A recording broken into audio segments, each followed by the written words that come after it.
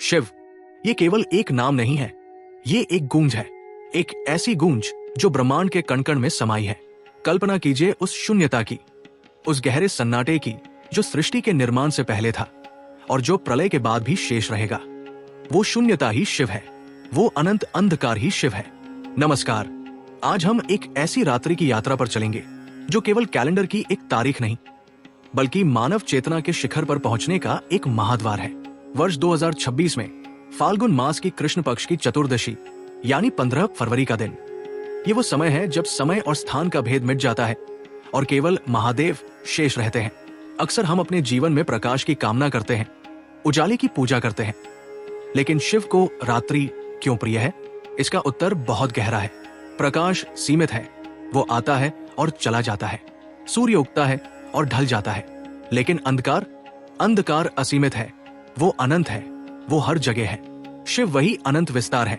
महाशिवरात्रि का अर्थ है शिव की महान रात्रि। ये वो रात है जब प्रकृति स्वयं मनुष्य को अपने आध्यात्मिक शिखर की ओर धकेलती है। 15 फरवरी 2026 की ये रात कोई साधारण रात नहीं होगी। इस रात ग्रह नक्षत्रों की स्थिति ब्रह्मांड में कुछ ऐसी होती है कि मानव शरीर में ऊर्जा का प्रवाह, जिसे हम प्राण शक्ति कहते हैं, वो गुरुत्वाकर्षण के विरुद्ध प्राकृतिक रूप से ऊपर की ओर उठने लगता है। आइए इस महान रात्रि के पीछे छिपी उन प्राचीन कथाओं को याद करते हैं जिन्होंने युगों युगों से हमारी संस्कृति और आस्था की नींव को मजबूत रखा है।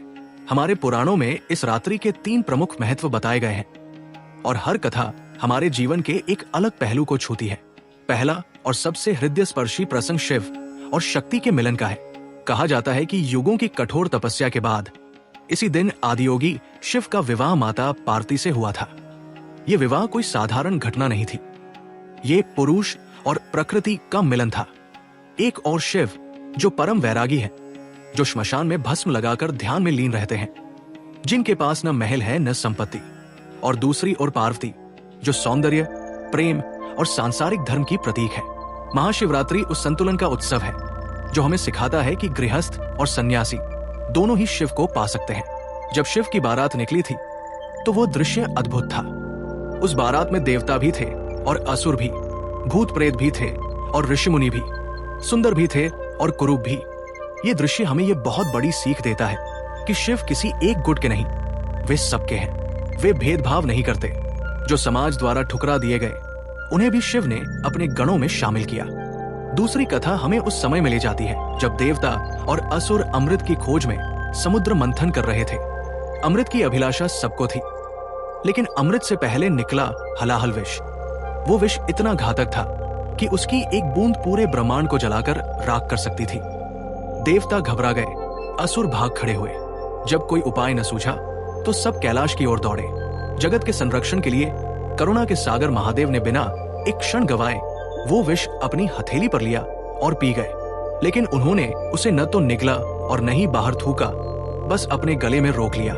विष के प्रभाव से उनका कंठ नीला पड़ गया और वे नीलकंठ कहलाए।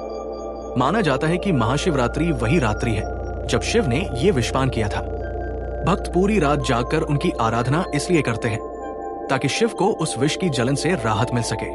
ये कथा हमें जीवन का सबसे बड़ा पाठ पढ़ाती है कि जो दूसरों के लिए कड़वाहट पीता है, जो कठिन समय में भी विष को अपने भीतर रोककर अमृत बांटता है, वही असली महादेव का भक्त है। तीसरा प्रसंग लिंगोद्भव का है। कहते हैं इसी रात्रि को शिव पहली बार निराकार से साकार रूप में एक विशाल अग्निस्तंभ यानी शिवलिंग के रूप में प्रकट हुए थे। ब्रह्मा और विष्णु भी उस अग्निस्तंभ का आदि और अंत नहीं खोज पाए थे।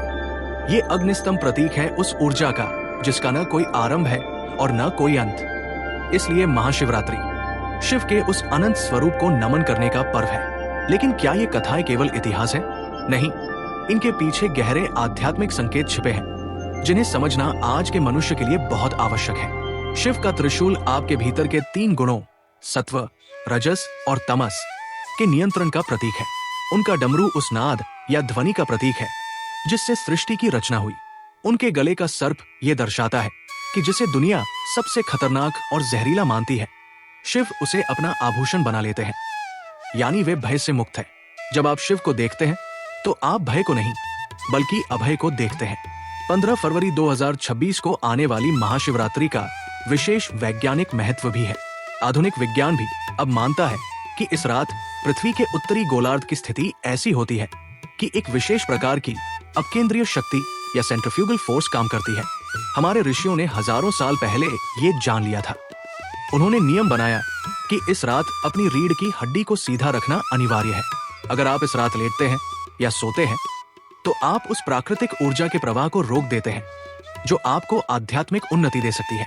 इसलिए जागरण का नियम बनाया गया। जागरण का अर्थ केवल आंखों का खुला रहना नहीं है, बल्कि अपनी चेतना का जागृत होना है। ये रात सोने के लिए नहीं, बल्कि जागकर अपनी आत्मा को परमात्मा से जोड़ने के लिए है। अब प्रश्न आता है कि इस दिन हमें क्या करना चाहिए? विधि क्या हो? महाशिवरात्रि का व्रत केवल भोजन का त्याग नहीं है, ये अपने भीतर की पशुता का त्याग है। 15 फरवरी की सुबह ब्रह्मा मुहूर्त में उठकर स्नान करके जब आप शिवलिंग पर जल या दूध अर्पित करें तो उसका मर्म समझें। शिवलिंग पर जल की निरंतर धारा आपकी अटूट भक्ति का प्रतीक है। जब आप बेलपत्र चढ़ाते हैं तो ध्यान दीजिएगा, बेलपत्र में 3 पत्तियां होती है। ये 3 पत्तियां आपके 3 जन्मों के पापों और 3 प्रकार के ताप, दैहिक, दैविक और भौतिक का प्रतीक है। जब आप इसे शिवलिंग पर चढ़ाते हैं तो आप अपने अहंकार और कर्मों के बोझ को शिव के चरणों में समर्पित कर रहे होते हैं। इस दिन ओम नमः शिवाय का जाप करना अत्यंत फलदायी होता है।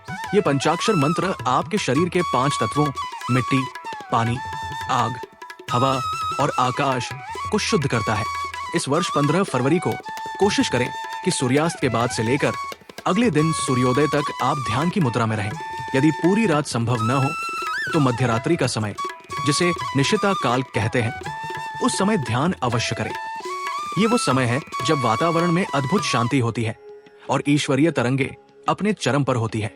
महाशिवरात्रि का व्रत उन लोगों के लिए भी है जो जीवन में स्थिरता चाहते हैं। कुंवारी कन्याएं सुयोग्य वर के लिए और विवाहित स्त्रियां सौभाग्य के लिए ये व्रत करती है। लेकिन इसका सबसे बड़ा फल आत्मज्ञान है। शिव कहते हैं, मैं कहीं दूर नहीं, मैं तुम्हारे भीतर हूं।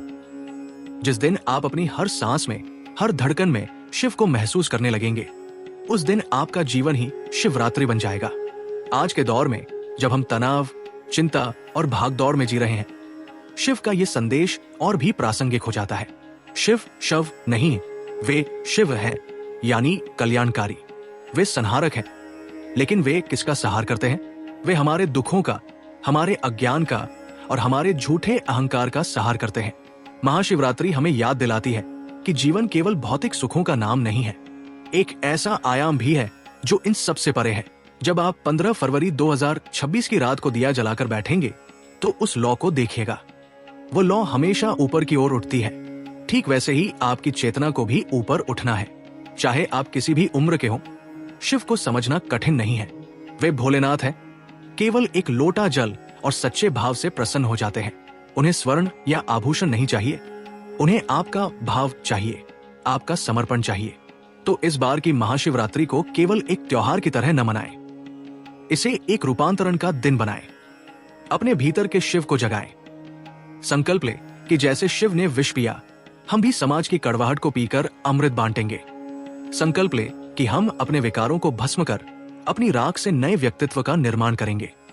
समय आ गया है कि हम अंधकार से डरे नहीं, बल्कि उसे गले लगाएं, क्योंकि उसी अंधकार की गोद में नया सवेरा पलता है। शिव सत्य है, शिव सुंदर है और शिव ही शाश्वत है। आशा है कि महाशिवरात्रि के इस पावन पर्व का महत्व और इसकी गहराई आपके हृदय तक पहुंची होगी। 15 फरवरी 2026 को आप सभी पर महादेव की असीम कृपा बरसे, आपका जीवन उज्जवल हो, यही हमारी कामना है। धर्म, आध्यात्म और संस्कृति से जुड़ी ऐसी ही दिव्य कथाओं के लिए वेद कहानी स्टूडियो को सब्सक्राइब करें। हर हर महादेव।